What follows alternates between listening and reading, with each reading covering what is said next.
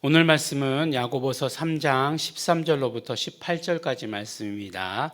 함께 읽겠습니다. 너희 중에 지혜와 총명이 있는 자가 누구뇨? 그는 선행으로 말미암아 지혜의 온유함으로 그 행함을 보일지니라. 그러나 너희 마음속에 독한 시기와 다툼이 있으면 자랑하지 말라. 진리를 거스려 거짓하지 말라. 이러한 지혜는 위로부터 내려온 것이 아니요 세상적인 것이요 정욕적이요 마귀적이니 시기와 다툼이 있는 곳에 요란과 모든 악한 일이 있음이니라. 오직 위로부터 난 지혜는 첫째 성결하고 다음에 화평하고 관용하고 양순하며 긍휼과 선한 열매가 가득하고 편벽과 거짓이 없나니 화평케 하는 자들은 화평으로 심어 의의 열매를 거두느니라. 아멘. 네, 이제 어제 우리가 말씀 나눈 것은 무엇에 대해서 나눴죠? 우리가 언어에 대해서 말씀을 나누지 않았습니까? 그 다음에 이제 바로 이어지는 말씀이 지혜에 대한 말씀이에요. 이 지혜라고 하는 주제는 유대인들에게 있어서 굉장히 중요한 주제입니다. 지혜. 우리가 그래서 지혜 문학 이렇게 얘기하면 뭐라고 얘기하죠? 창출레민신 그러면은 모세오경 이렇게 얘기하고, 지혜 문학 그러면 욥시 잠전하, 욥기서, 시편, 잠언, 전도서, 아가서를 가지고 이제 그 지혜 문학이다라고 이렇게 얘기하는데, 사실 그 정경에 포함되지 않았지만 지혜서라고 하는 그런 성경도 있어요. 그 다음에 솔로몬의 지혜서라고 하는 그런 그 성경도 있습니다. 근데 이제 이건 정경에 포함되지 않고, 또 뭐 어떤 것들은 외경, 어떤 것들이 이제 외경보다 더 한층 나아가면 뭐라고 얘기하죠? 위경이라고 이렇게 이야기를 합니다.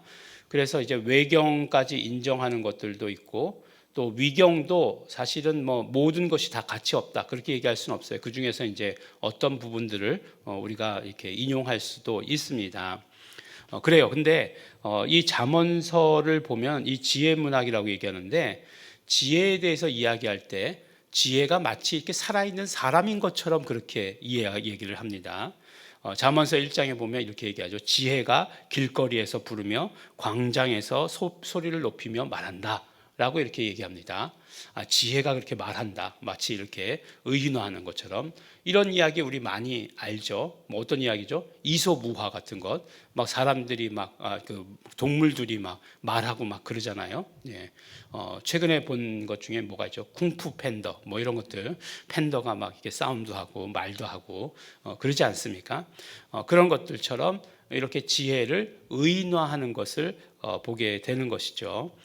근데 그 지혜를 의인화했다. 그냥 뭐 단순히 뭐 이렇게 지혜를 강조하기 위해서 의인화할 수 있지라고 이렇게 생각하는데, 단순한 의인화가 아니에요. 보면 이제 잠언서 8장에 보면 여호와께서 그 조화의 시작 곧 태초에 일하시기 전에 나를 가지셨으며라고 이렇게 얘기해요. 나가 누구죠? 지혜예요, 지혜. 그러니까 하나님께서 야훼 하나님께서 모든, 그러니까 태초에 창조 이전부터 나를 가지셨다라고 이렇게 얘기하는 거예요. 이게 뭐 하나님이 똑똑하셨다라고 이렇게 말하기에는 뭔가 지혜가 그거보다는 더 있는 것이다라고, 더 어떤 것을 의미하는 것이다라고 이렇게 얘기할 수 있겠죠. 근데 30절 말씀에 보면 내가 그 곁에 있어서 창조자가 되어 날마다 그 기뻐하신 바가 되었으며 라고 이렇게 말씀합니다. 누구지? 지혜? 단순한 의인하고 아닌데? 라고 이렇게 생각할 수 있는데, 그런데 고린도전서 1장 24절에서 바울은 뭐라고 얘기하느냐? 그리스도는 하나님의, 그러니까 부르심을 입은 자들에게 유대인이나 헬라인이나 구별 없이 그리스도는 하나님의 능력이요 하나님의 지혜다라고 이렇게 이야기를 합니다.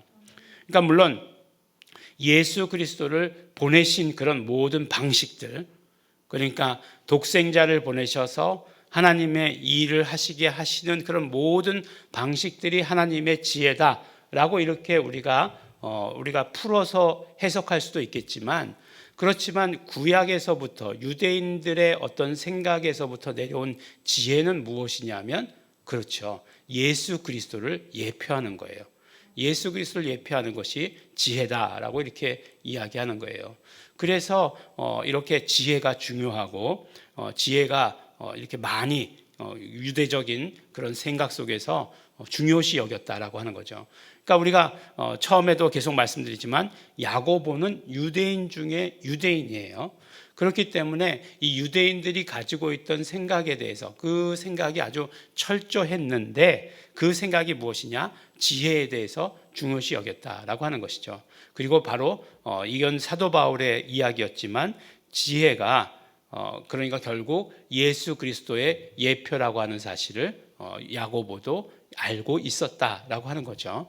그래서 구약에서 말하던 지혜가 어떻게 이렇게 되는지는 사람들은 잘 몰랐을 것이에요. 유대인들은.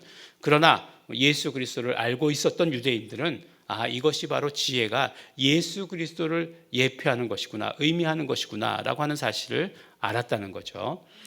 그러면 오늘 말씀을 보면서 이게 정말 진짜 지혜에 대해서 이야기할 때 그러면 예수 그리스도까지로 이야기하고 있느냐라고 하는 것을 우리 자세히 살펴봐야 돼요.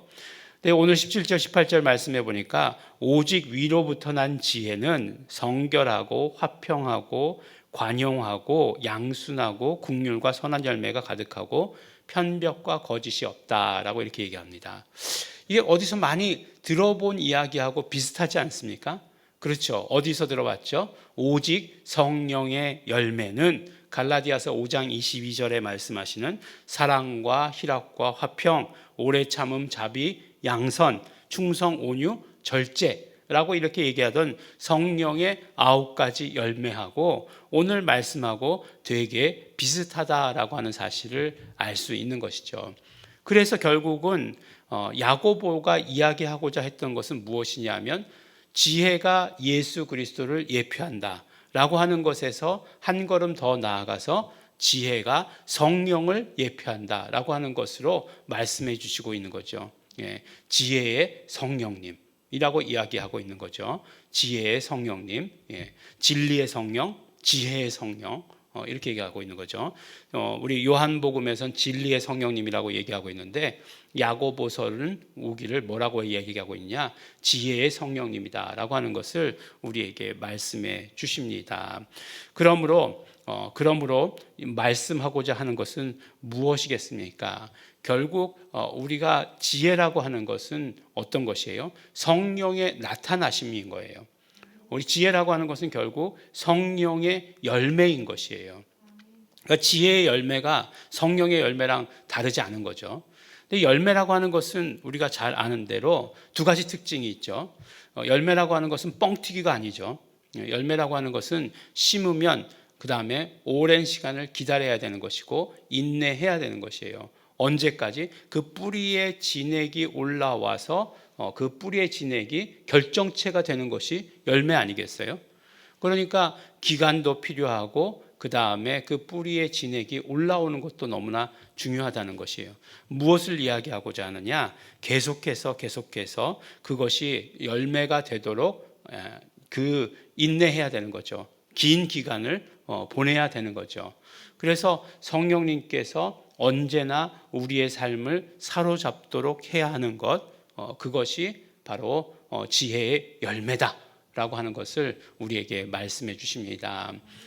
우리가 정말 진짜 지혜가 있는 그런 삶을 살아야 되죠. 위로부터 내려온 그런 지혜가 아닌 성령님께서 사로잡힌 그런 지혜가 아니면 똑똑한 사람들 세상에 너무너무나 많이 있어요.